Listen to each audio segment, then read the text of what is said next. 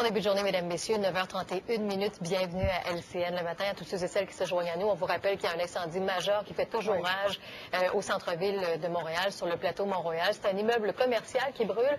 On va en parler tout de suite avec notre collègue Denis Thériault. Bonjour, Denis. Bonjour. Alors, est-ce qu'on connaît la cause de l'incendie? Oui, on connaît la cause. Enfin, on a une bonne idée de la cause de l'incendie. Un incendie majeur qui s'est déclaré sur le toit de l'édifice qui est derrière moi. L'édifice, entre autres, de l'ENAP, des locaux universitaires à l'intérieur, des locaux du conservatoire aussi. Donc, vers un peu après 7 heures ce matin, il y avait des travaux de soudure pour la réfection du toit, un chantier important. Et ce sont des étincelles qui auraient mis le feu à l'isolant de l'entretoit. Le problème, c'est que ça s'est propagé un petit peu partout et à une vitesse assez rapide. Il y a deux employés donc qui étaient sur le toit qui ont été blessés. Ils ont été possiblement brûlés aux mains et au visage, selon ce qu'on a pu apprendre, parce qu'ils tentaient donc d'éteindre les flammes avec des extincteurs. Alors, on va écouter maintenant un des responsables du chantier qui était sur le toit, un des surveillants.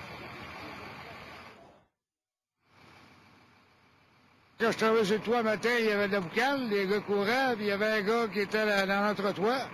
Et puis il est venu à bout de sortir, on a tout porté le fait mourir en bas. Après ça, mais c'est le feu qui a continué. Qu'est-ce qui s'est passé? Ben, c'est les hommes qui travaillaient sur le toit, là. Ben, c'est pas le coureur, je sais pas, là, pour moi, c'est le gars de structure qui a rassuré. C'est ce qu'ils m'ont dit, là. Celle-là, je l'ai pas vu directement, là. Mais qu'est-ce qu'on vous rapporte? Que le gars de structure qui soudait, puis que le feu a repogné dans l'isolant. Là, ils ont essayé de l'éteindre? C'est ça, puis celle-là, ça a été trop vite, là. Parce qu'il y a de la colle, toutes sortes d'affaires là-dedans, hein. Ça ressemblait à quoi sur le toit? Les gens paniquaient? Il y avait de la fumée partout? Non, ils ont pris des inspecteurs, le couvreur, ils ont pris des inspecteurs pour essayer d'éteindre ça. Ils ont tossé leur taille, ils ont été réellement prudents. Puis là, ça est descendu graduellement, là. Cette bâtisse, ça appartient à l'UQAM. Qu'est-ce qu'il y a là-dedans? Ben, c'est une école, je pense, que ça doit enseigner là-dedans, là. Il y a des bureaux, tout ça d'affaires. Qu'est-ce qui peut se produire pour que ça se propage vite de même? Avez-vous une idée? La couverture, là, c'est flambable, puis dans notre toit, t'as bien des docks et de la poussière, ça pogne dans tout, ça. Ça va vite, là.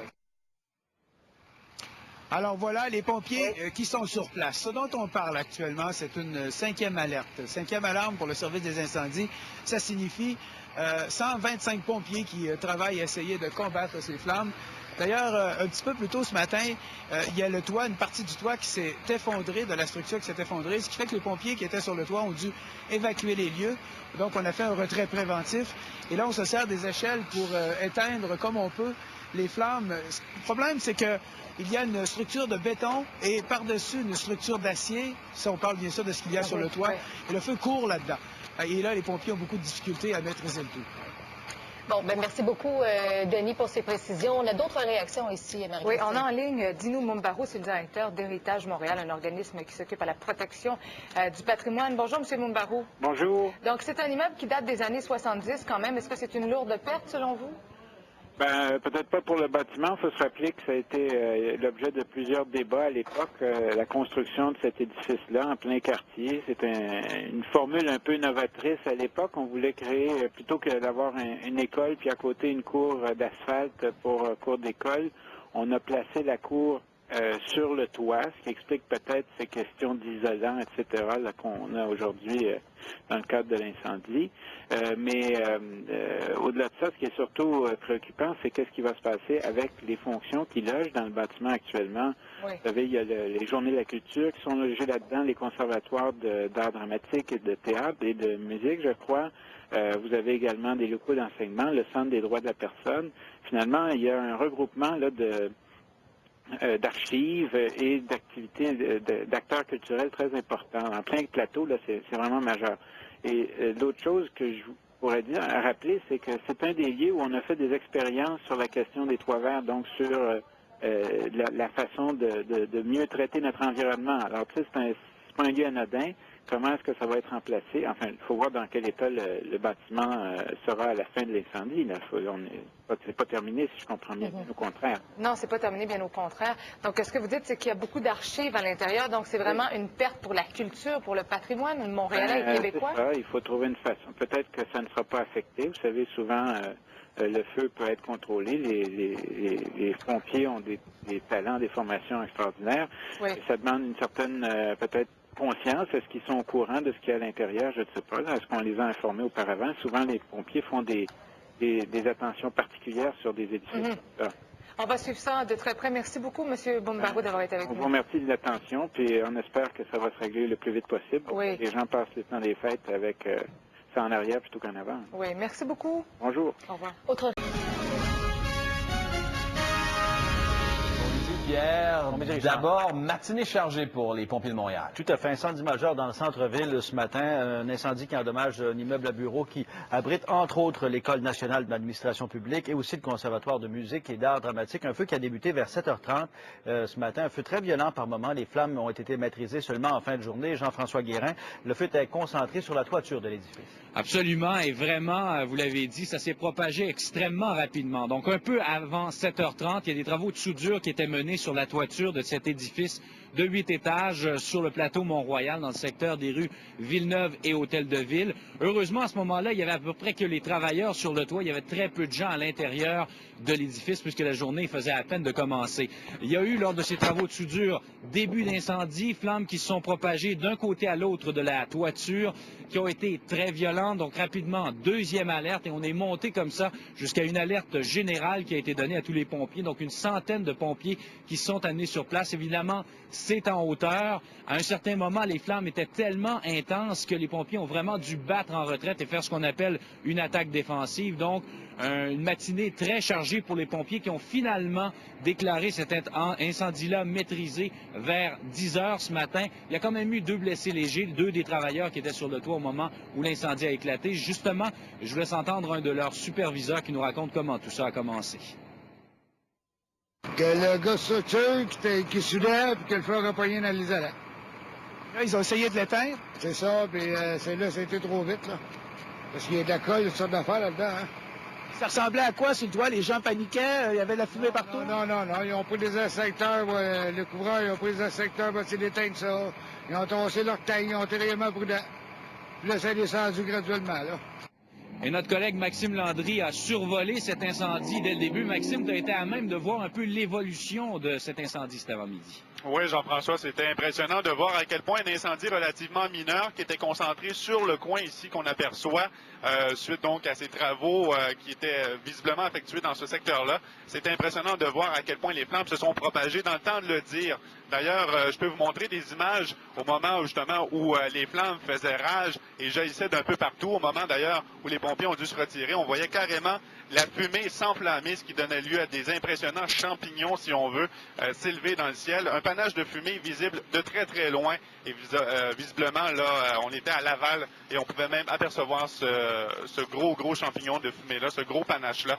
Et de ton côté, Jean-François, évidemment, on parle de l'École nationale d'administration publique, du Conservatoire d'art dramatique, de musique. Il y a beaucoup de personnes qui sont touchées là ce matin. Oui, à peu près 1000 personnes qui vont et viennent tous les jours dans cet édifice. On nous dit du côté de l'ENAP que les cours sont suspendus, à tout le moins jusqu'à lundi. On va prendre une solution temporaire parce que, évidemment, la toiture devant être complètement refaite, une partie de la mécanique du bâtiment sont des travaux majeurs. Donc, on va prendre une décision à plus long terme la semaine prochaine. Et figurez-vous, et je vous laisse sur une clip un extrait sonore qui va nous résumer ça. On devait ce matin à 11 h faire un exercice de feu. Toutes les mesures d'urgence avaient été revues hier en fonction. Puis je regardais dans l'édifice, je me disais, ça ne peut pas brûler, c'est tout en béton. On fait ça pour rien. Mais là, l'exercice de feu aurait pu avoir lieu pour le vrai, finalement. Comme quoi, Pierre, il n'y a aucune structure qui est tout à fait à l'abri d'un incendie comme ça. Heureusement, les dommages sont quand même limités, là. Merci, Jean-François. Au revoir. Au revoir. Bon mercredi, vous savez qu'il a fallu plusieurs heures aux pompiers de Montréal aujourd'hui pour éteindre un incendie qui a ravagé un édifice de l'Université du Québec sur le plateau Mont-Royal. Si vous voulez, on va faire le bilan à cette heure-ci avec Jean-François Guérin et aussi Maxime Landry qui a tout vu ce matin du haut des airs. Bonsoir tous les deux. Bonsoir Pierre. Alors Jean-François, des travaux de soudure qui seraient à l'origine de ce brasier. Oui, de toute évidence, des travaux qui auraient mis le feu à cette structure essentiellement faite de bois qui s'est embrasée et effondrée. Heureusement, il y avait très peu de gens dans l'édifice à ce moment-là de la journée. On n'a pas eu à avoir recours à des évacuations massives. Mais les pompiers qui ont dû travailler en hauteur, dans des endroits difficiles d'accès et à combattre des flammes alimentées par des vents soutenus, Ces pompiers-là ne l'ont vraiment pas eu facile. 7h45, plateau Mont-Royal. Des flammes intenses et une inquiétante colonne de fumée s'échappent de l'édifice de l'École nationale d'administration publique qui abrite aussi le Conservatoire de musique et d'art dramatique. Quelques minutes plus tôt, des employés s'affairaient à des travaux de réfection sur le toit. L'utilisation d'une torche pourrait être en cause. Je travaillais sur le toit matin, il y avait de la boucane, les gars couraient, puis il y avait un gars qui était dans l'entretoit. Et puis il est venu à bout de sortir, on a tout porté l'éphémère en bas. 2 travailleurs ont été légèrement blessés.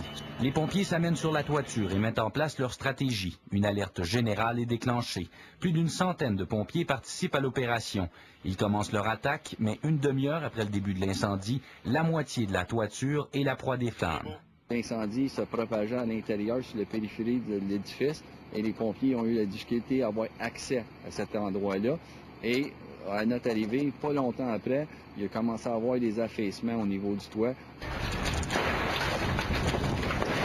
Les pompiers doivent rapidement se rendre à l'évidence. Le combat est devenu beaucoup trop risqué. Ils battent en retraite et choisissent plutôt d'attaquer l'incendie à partir des échelles. Vers 10 heures, l'incendie est finalement maîtrisé.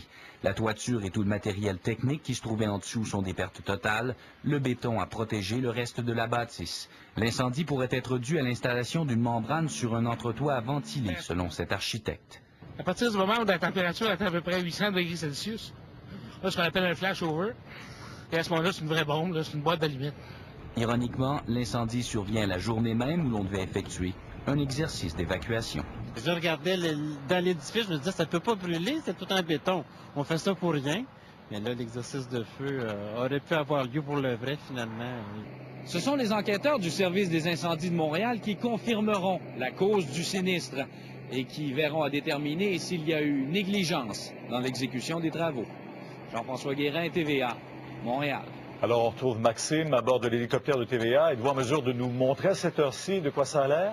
Oui, parce qu'il y a toujours des pompiers qui sont sur place, sur la couverture, avec des appareils d'élévation. Certainement qu'on termine le travail d'extinction, parce qu'on voyait encore un petit peu de fumée s'échapper à certains endroits, mais c'était quand même minime, rien de comparable avec ce qu'on a vu ce matin. Donc, vous voyez un peu les dégâts considérables sur la couverture de cet édifice. Sans doute l'un des plus hauts du quartier Plateau Mont-Royal.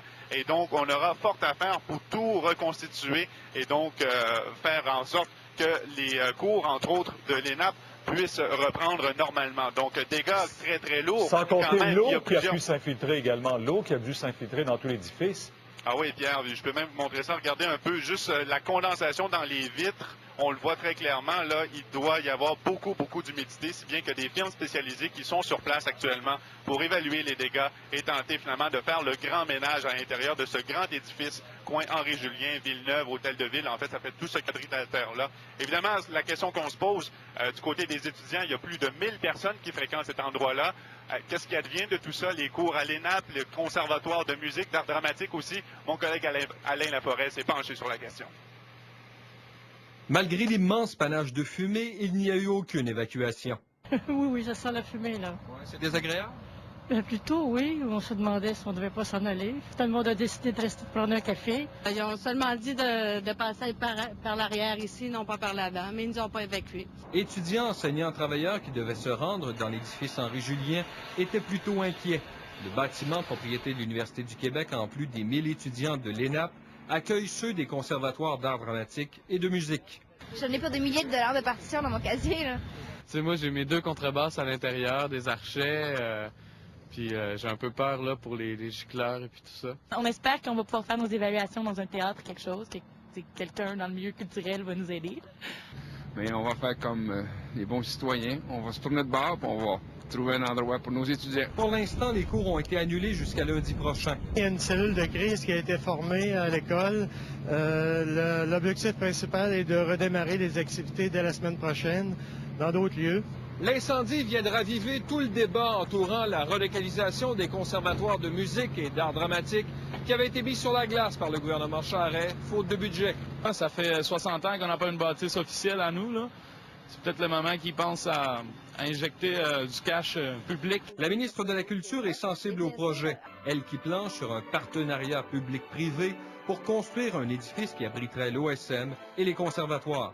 L'important dans ce projet-là aussi, c'est qu'on ne connaisse pas ce qui s'est connu sous l'ancien gouvernement et des hausses de coûts de construction qu'on n'aurait pas contrôlées. Moi, quand je vais annoncer un projet, ça va être avec un coût exact. Ce n'est donc pas pour demain. Alain Laforêt, TVA, Montréal. L'édifice qui abrite notamment l'École nationale d'administration publique, l'ENAP, rue Henri-Julien, c'est dans le plateau Mont-Royal, a été la proie des flammes ce matin. L'incendie a pris naissance sur le toit du bâtiment et ça a brûlé très fort ce matin. Caroline, est-ce que les pompiers ont le contrôle de la situation maintenant?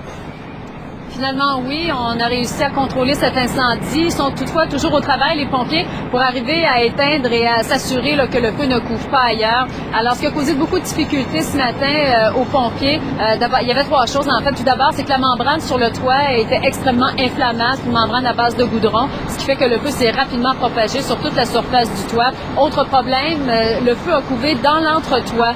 Donc, en dessous du toit, il y avait un espace d'environ 1 mètre et demi, qui créait une sorte d'appel d'air et qui a contribué à la propagation des flammes. Et comme si ce n'était pas assez, à un certain moment donné, le toit est devenu très chaud. Les pompiers ont dû quitter la structure du bâtiment et ne peuvent pas non plus intervenir par en dessous à cause d'une épaisseur de béton là, qui sépare l'entretoit des étages. Alors, je vous propose d'entendre M. James Ross, le chef aux opérations des pompiers de Montréal. Il y a eu des affaissements au début de l'intervention, donc on devait retirer les pompiers. Et là, on a utilisé des véhicules d'élévation pour rebattre les flammes. Et là, présentement, il y a des pompiers qui travaillent au niveau du toit. Au niveau de l'ampleur des flammes, ils ont diminué. Les pompiers sont présentement, il y a beaucoup d'effectifs qui travaillent au niveau du toit. Et on est confiant que là, on est après à enrayer la situation puis on va le maîtriser. On a vu sur vos images tout à l'heure, Caroline, quelqu'un a été blessé à la tête? Oui, en fait, 2 travailleurs, ceux qui faisaient justement des travaux sur le toit, ont été blessés. Par contre, au niveau des pompiers, écoutez, ils étaient entre 100 et 150, aucun blessé de ce côté-là. Les locaux abritent également le Conservatoire d'art dramatique et de musique, ce qui a causé beaucoup d'incertitudes aux étudiants, puisque la fin de la session approche. En terminant, Pascal, en ce qui concerne les dommages, c'est surtout concentré au niveau de la toiture, les pompiers ayant bien protégé une bonne partie de la bibliothèque qui se situe aux étages supérieurs, de même que du matériel de bureau. On verra à quel moment, justement, les étudiants pourront reprendre leur cours. Merci beaucoup, Caroline. Oui. Revenons sur l'incendie qui a ravagé hier les locaux de l'ENAP et du Conservatoire de musique et d'art dramatique de Montréal. Un incendie qui a dérangé les plans de beaucoup de monde, Claude. En fait, les deux institutions cherchent en ce moment des locaux de remplacement à partir de la semaine prochaine. Les dirigeants du Conservatoire vont rencontrer à cet égard demain matin les étudiants pour les informer de la suite des choses.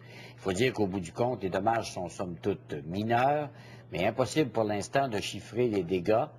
Toutefois, la ministre Lynne Beauchamp estime que les instruments de musique du Conservatoire et les costumes ont été peu touchés. Ces glaçons sont ceux du lendemain de l'incendie qui a ravagé la toiture de l'immeuble gouvernemental abritant les installations montréalaises de l'École nationale d'administration publique et du Conservatoire de musique et d'art dramatique du Québec. Des équipes de nettoyage spécialisées dans les sinistres étaient à pied d'œuvre pour transporter des débris abîmés par le feu ainsi que par l'eau utilisée en quantité par les pompiers. Les médias ont eu droit à une visite rapide et dirigée d'une partie des locaux du Conservatoire situés au 3e étage et au sous-sol de l'immeuble. Tout ce qui est instruments de musique qui était utilisé là, par les étudiants des conservatoires, il n'y a pas de perte irrémédiable. La ministre n'a pas donné plus de précisions sur le nombre d'instruments abîmés et la valeur des réparations envisagées. Plusieurs instruments ont été stockés dans une salle d'art dramatique et d'autres ont échappé aux flammes, à l'eau et à la fumée. L'atelier des costumes des arts dramatiques a été épargné et dans le cas de la bibliothèque du Conservatoire, les documents ont été déplacés pour les préserver de l'humidité émanant des murs extérieurs de l'immeuble. Le gouvernement Charest n'entend pas profiter de l'incendie pour relocaliser le Conservatoire dans de meilleurs locaux. L'administration libérale a fait appel à une firme américaine pour évaluer un concept qui serait éventuellement réalisé en ayant recours au secteur privé. Normand Réaume, TVA, à Montréal.